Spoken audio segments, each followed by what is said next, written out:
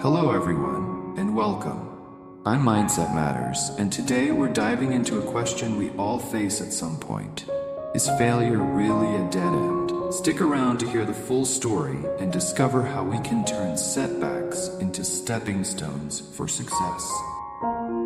Ladies and gentlemen, today I want to talk about something that each of us knows all too well: failure. It's a word that tends to hit hard, that leaves a sting, and that often feels final. But I stand here before you to challenge this idea. I ask you to consider, with fresh eyes, whether failure is really the end of the line, or whether it's actually a starting point. Let's face it, failure has a way of testing us. It strips away our plans, our expectations, and sometimes even our sense of identity. But here's the thing. Every person who has ever succeeded has faced failure. Let me take you back to Thomas Edison, who went through 1,000 unsuccessful attempts before creating the light bulb. When asked about his so-called failures, he responded, "I have not failed. I've just found 10,000 ways that won't work." To Edison, every failure was simply another step forward.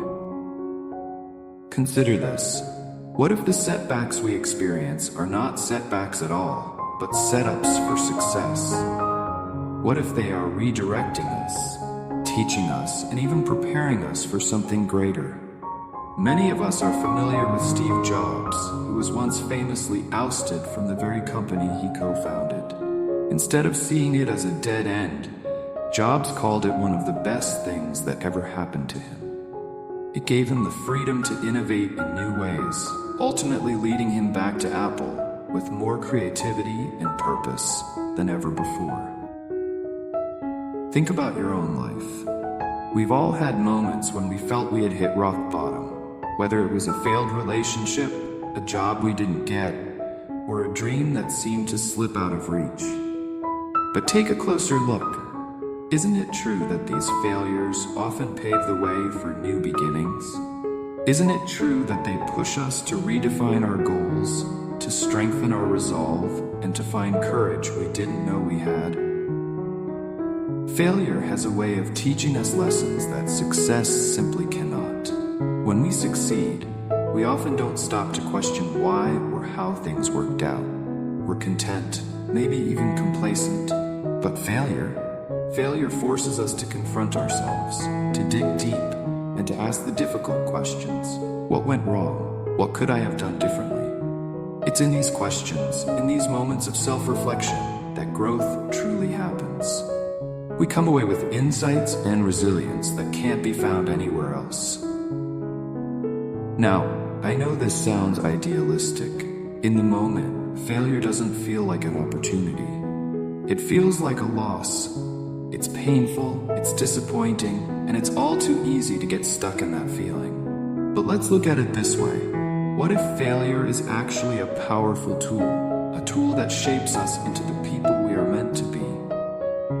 Take J.K. Rowling, for instance. Before she became one of the world's most famous authors, she faced countless rejections and was at one point living in near poverty. But she didn't give up. Instead, she used her failures as fuel, channeled her energy into writing, and gave the world the magic of Harry Potter. Today, Rowling herself has said that hitting rock bottom allowed her to rebuild her life with a renewed sense of purpose. So, how can we start to see failure differently in our own lives? It begins with a change in perspective. Instead of seeing it as a barrier, we must view it as a bridge that connects us to greater possibilities, to growth, and to self-discovery.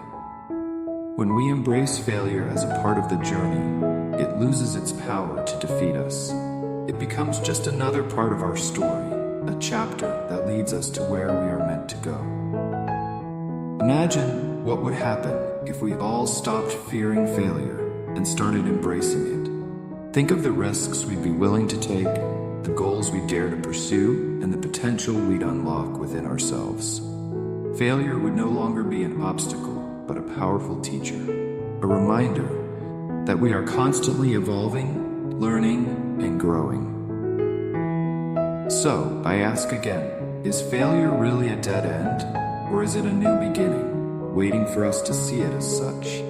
As we move forward, may we remember that failure is not a reflection of our worth, but a stepping stone toward becoming stronger, wiser, and more resilient.